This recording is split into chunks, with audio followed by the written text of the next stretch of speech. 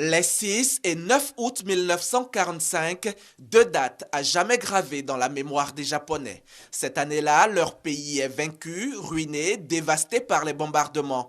Nagasaki et Hiroshima sont quasiment rayés de la carte et il est occupé par les États-Unis. Les Américains imposent la démocratie et accordent une aide financière massive à ce pays qui connaît la plus forte croissance économique du monde de 1951 à 1973.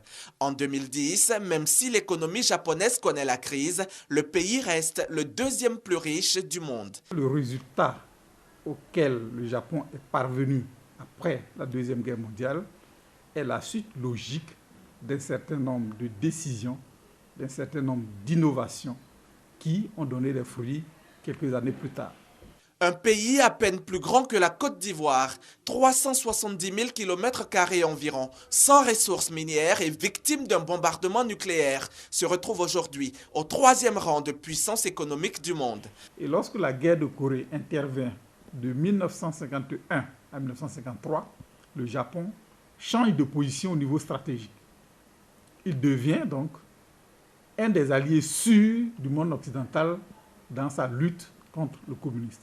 Une performance qui est également due à une stratégie politique et une restructuration économique. Le Japon met en place le MITI, le ministère du Commerce extérieur et de l'Industrie, qui va penser toute la politique économique.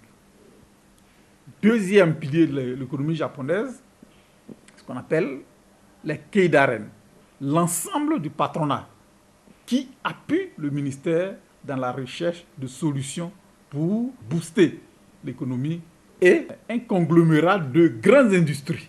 Un dernier aspect a milité en faveur de la percée japonaise, un point d'ordre culturel et philosophique. La mentalité japonaise est une des clés de la réussite du pays. Ils sont disciplinés et dévoués à leurs entreprises. Les grèves sont très rares et 20 jours de congés payés par an. En retour, les entreprises assurent aux travailleurs l'emploi à vie. Le Japon donne ainsi une leçon au monde, partir des ruines pour devenir une puissance économique.